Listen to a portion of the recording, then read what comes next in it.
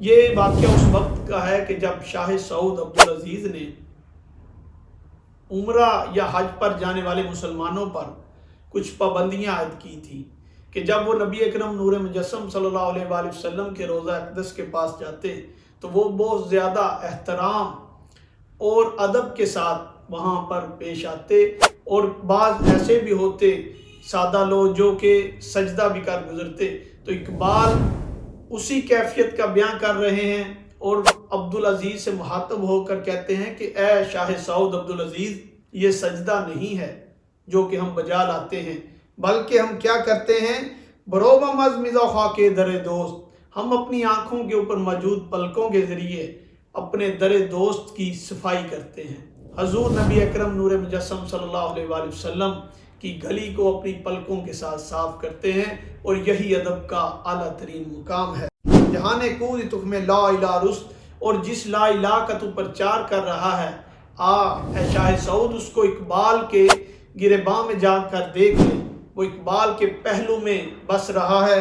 بیا بانگر با آگوش ضمیرم، اور میری آگوش میں ایک ایسا جہاں آباد ہے کہ اگر تو اس کو دیکھ لے تو تو لا الہ سے آشنا ہو جائے۔ اے شاہ سعود تو کیا کر، زی افرنگی صنم بیگانہ ترشو، افرنگی صنم جو بت کدہ ہے اس سے دور ہو جا، یورپی سوچ کو مت اپنا، کیونکہ تیرے پاس کیا ہے کہ پیمانش نمی ارزد بیک جو، کیونکہ یہ جو پیمانہ تم نے اپنے ہاتھ میں تھام رکھا ہے جو یورپی ہے، افرنگی ہے، اس کی قیمت ایک جو کے دانہ کے برابر بھی نہیں، یہ اس قدر حقیر ہے۔ اعوذ باللہ من الشیطان الرجیم، بسم اللہ الرحمن الرحیم، الحمدللہ رب العالمین، الرحمن الرحیم، هو الحبیب الذی ترجی شفاعتہ لکل حول من الاحوال مقتحمی، ان التیاری حسبا یومن علی ارض الحرم، بلغ السلام روزتاً فیہا النبی المحترم۔ تو اللہ تعالیٰ کی حمد و ثنا اور نبی اکرم نور مجسم صلی اللہ علیہ وآلہ وسلم کے حضور درود و سلام بھیجنے کے بعد ہم آغاز کرتے ہیں اپنے آج کے سیشن کا۔ آج کا سیشن ڈاکٹر علامہ محمد اقبال کی تصنیف ارمغان حجاز سے لیا گیا۔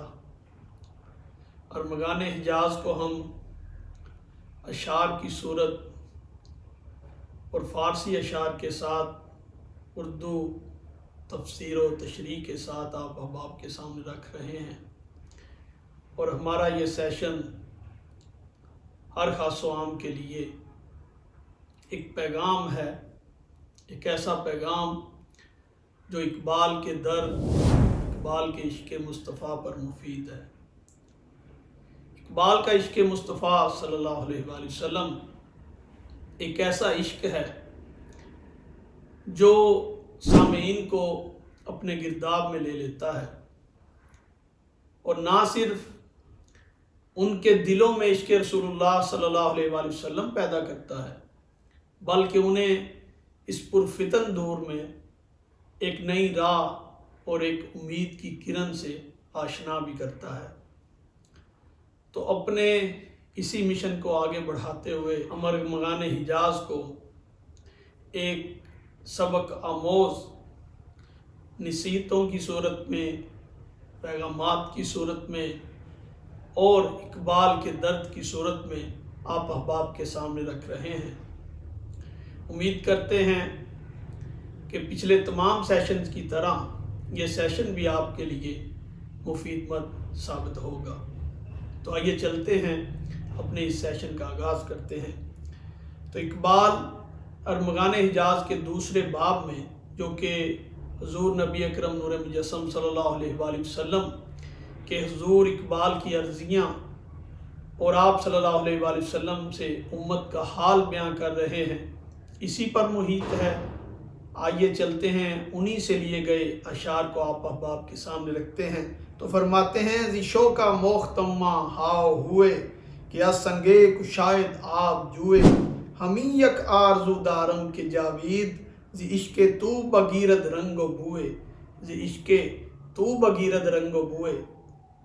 تو اقبال اس ربائی میں فرماتے ہیں کہ شوق زی شوق موق تم آؤ ہوئے۔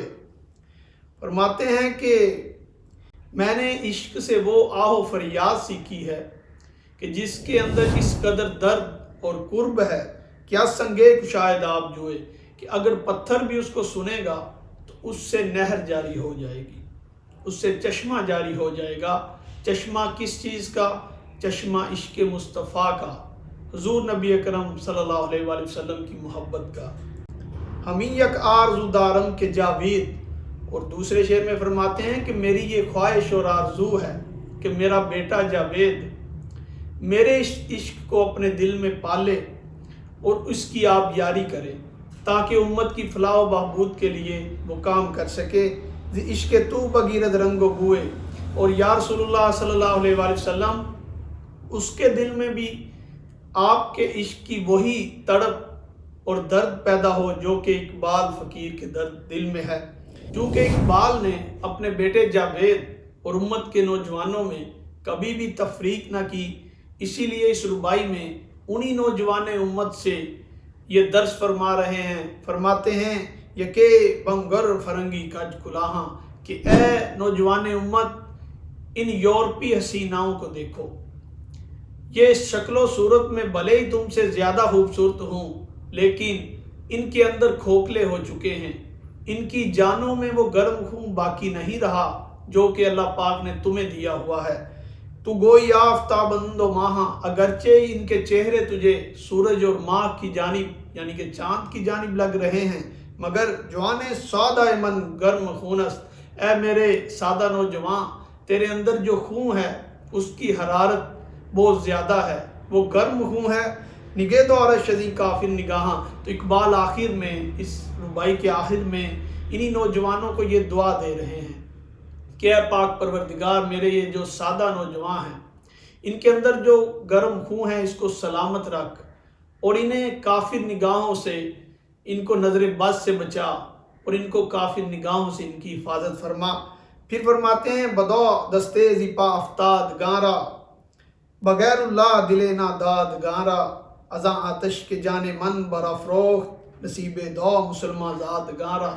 تو اس ربائی میں اقبال نبی اکرم نور مجسم صلی اللہ علیہ وآلہ وسلم کے حضور ایک گزارش رکھ رہے ہیں۔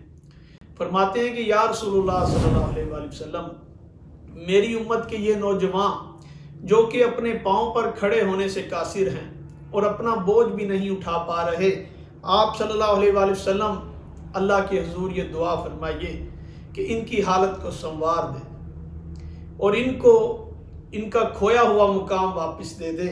بغیر اللہ دل ناداد گارا، اور ان کا جو دل ہے انہیں غیر اللہ کی محبت سے، اس دل کو غیر اللہ کی محبت سے بچائے رکھے، اور اس کے اندر صرف اور صرف ایک ہی جلوہ گر ہو اور وہ ذات خداوند باری تعالیٰ ہو۔ ازاں آتش کے جانے من برافروخت، اب یہاں اقبال فرماتے ہیں کہ یا رسول اللہ صلی اللہ علیہ وآلہ وسلم جس آتش سے آپ نے میری جان کو افروخت کیا یعنی چکا چوند کیا، حرارت بخشی، یعنی عشق رسول اللہ صلی اللہ علیہ وآلہ وسلم کی آتش جو کہ میری جان میں بڑک رہی ہے، اس کو کیا کریں؟ نصیب دا مسلمان زاد گارا، اس کو، اس آگ کو، اس آتش کو ان نوجوانوں میں تقسیم کر دیں اور ان کے نصیب میں بھی وہی عشق رسول اللہ صلی اللہ علیہ وآلہ وسلم لکھ دیں۔ اس کے بعد لکھتے ہیں تو ہما میں بگیرہ ساغر دوست، کہ باشی تا ابد اندر برے دوست، سجود نیست اے عبدالعزیزی، بروبم از مزا خاک درے دوست، بروبم از مزا خاک درے دوست۔ تو اس ربائی میں اقبال حاکم مکہ عبدالعزیز سے گوش گزار ہیں اور اس کو ایک نصیحت کر رہے ہیں۔ فرماتے ہیں تو ہما میں بگیرہ ساغر دوست، اے شاہ سعود کبھی بھی دوست کے علاوہ کسی کے ہاتھ سے جام نہ پی۔ جام سے مراد اقبال اس محبت کو، اس عشق کو لے رہے ہیں جو ان کو رسول اللہ صلی اللہ علیہ وآلہ وسلم سے تھا۔ تو یہاں شاہ سعود سے اقبال مخاطب ہیں اور فرماتے ہیں کہ باشی تا ابد اندر برے دوست، کہ دوست کے علاوہ کسی سے بھی شراب مت پی تاکہ تجھ کو ایک ابدی زندگی حاصل ہو سکے۔ سجود نیست اے عبدالعزیزی، بروبا مز مزا خاک در دوست۔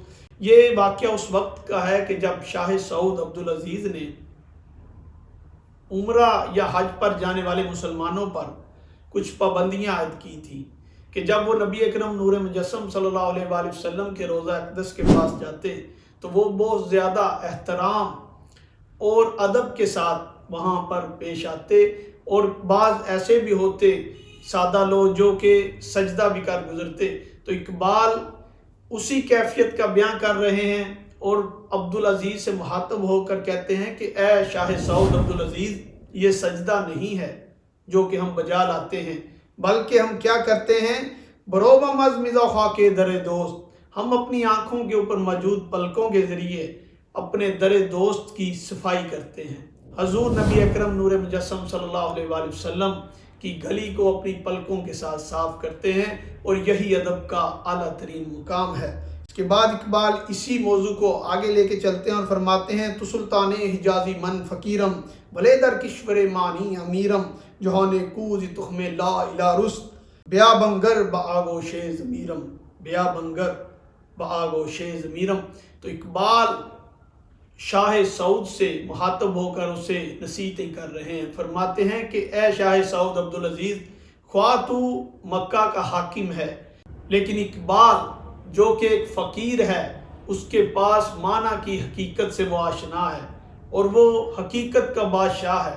اقبال یہاں شاہ سعود سے مخاطب ہو کر اس کو یہ باور کرا رہے ہیں کہ اے شاہ سعود، اگرچہ تیرے پاس دنیاوی مال و دولت بہت زیادہ ہے، لیکن اقبال جو کہ فقیر ہے، قلندر لاہوری ہے، اس کے پاس کیا ہے؟ اس کے پاس معنی کی حقیقت موجود ہے، اور وہ حقیقت کی دنیا کا بادشاہ ہے۔ جہاں نے کوز تخم لا الہ رست، اور جس لا الہ کا تو پرچار کر رہا ہے، اے شاہ سعود اس کو اقبال کے گرباں میں جا کر دیکھ لے، وہ اقبال کے پہلو میں بس رہا ہے۔ بیا بانگر با آگوش ضمیرم، اور میری آگوش میں ایک ایسا جہاں آباد ہے کہ اگر تو اس کو دیکھ لے تو تو لا الہ سے آشنا ہو جائے۔ سراپا درد درما نا پذیرم نہ پندوری زبوں زار و پیرم ہنوزم در کمانے می تمہاران زی کیش ملت افتاد تیرم، زی کیش ملت افتاد تیرم۔ تو اقبال اب شاہ سعود سے خطاب کر رہے ہیں اور فرماتے ہیں کہ میں سراپا درد میں ڈوبا ہوا ہوں، اور سر سے پاؤں تک میں درد اور کرب کا شکار ہوں، مگر اقبال اپنے اس درد کا درما نہیں چاہتا، اقبال اپنے اس درد کا علاج نہیں چاہتا۔ اس کی وجہ کیا ہے؟ نوزم در کمانے می تمہاران، کہ اقبال عشق مصطفیٰ میں جل رہا ہے، اور یہ جس قدر زیادہ ہوگا اقبال کو اسی قدر مسرت ہوگی۔ ہنوزم در کمانے می تمہاران، اور اقبال کو ابھی بھی ایک کماں میں رکھ کر چلایا جا سکتا ہے۔ وہ کماں کون سی ہے؟ وہ کماں ملت اسلامیہ کی کماں ہے۔ اقبال فرما رہے ہیں کہ میں ناچیز فقیر لاہور اس بات کا عہد کر رہا ہوں کہ عشق مصطفیٰ میں اگر اقبال کو کبھی اپنے تلوار کے ساتھ بھی باہر نکلنا پڑا تو اقبال کبھی بھی پیچھے نہیں ہٹے گا، اور جہاد کی صورت میں بھی کافروں کا مقابلہ کرے گا۔ نہ ذکیش ملت افتاد تیرم، اگرچہ اقبال ملت کے کیش سے گرا ہوا ایک تیر ہے۔ اس کے بعد اقبال مزید فرماتے ہیں بیا باہم درا ویزم و رقصم زگیتے دل برانگیزم و رقصم یکے اندر حریم کوچائے دوست زی چشمہ اشک خون ریزم و رقصیم، زی چشمہ اشک خون ریزم و رقصم۔ اقبال فرماتے ہیں کہ اے شاہ سعود عبدالعزیز، کیوں نہ ایسا کریں کہ ہم دونوں یار کی گلی میں رقص کریں۔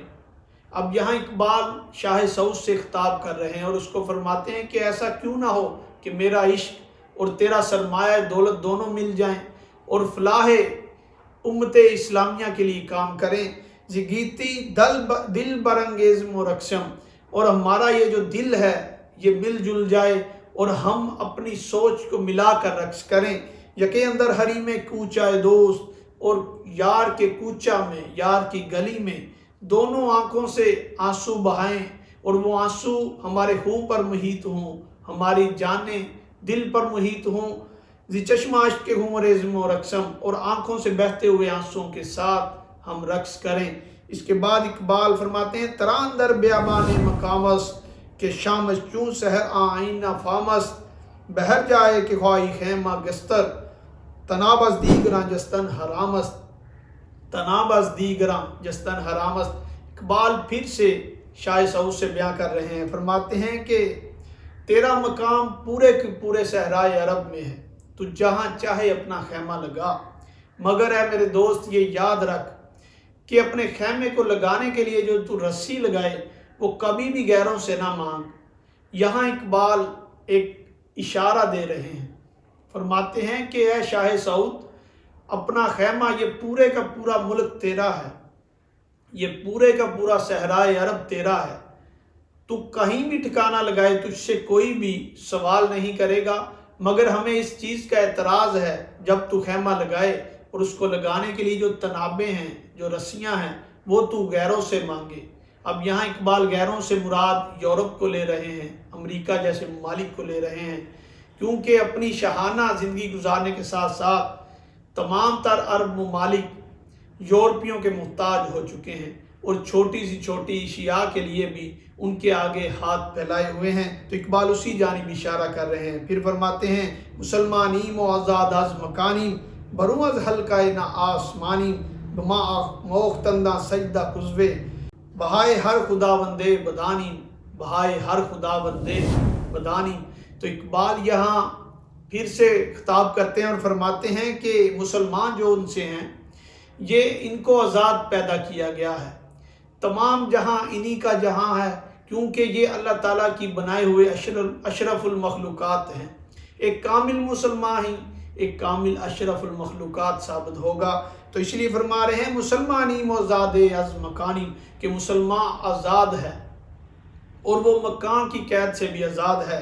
बरू अज़ हल्का ना आसमानी, और ये जो नौ आसमां हैं इनसे ऊपर उसका मकाम है।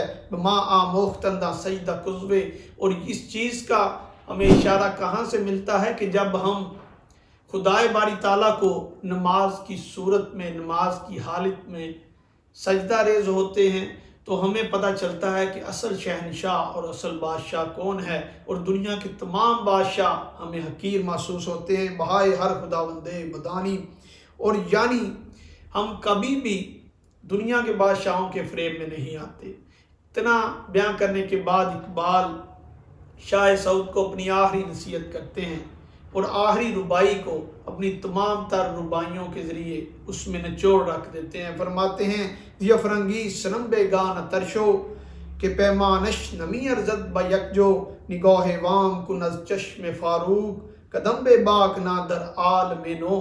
शाह सऊद अब्दुल अजीज़ को आखिरी नसीहत करते हैं और उसे एक इशारा देते हैं कि ऐ शाह सऊद, तू क्या कर, ज़ी अफरंगी सनम बेगाना तरशो, अफरंगी सनम जो बुतकदा है उससे दूर हो जा, यूरोपी सोच को मत अपना, क्योंकि तेरे पास क्या है कि पैमानश नमी अर्जद बयकजो, क्योंकि ये जो पैमाना तुमने अपने हाथ में थाम रखा है जो यूरोपी है, अफरंगी है, इसकी कीमत एक जौ के दाना के बराबर भी नहीं, ये इस कदर हकीर है।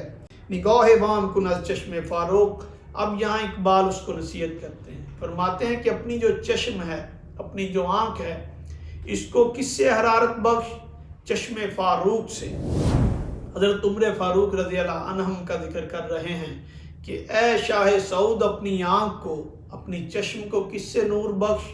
हज़रत उमर फारूक रज़ी अल्लाह अन्हुम की हयात तैयबा से सबक सीख और अपनी आँखों को हरारत उन्हीं की सीरत पाक से दे।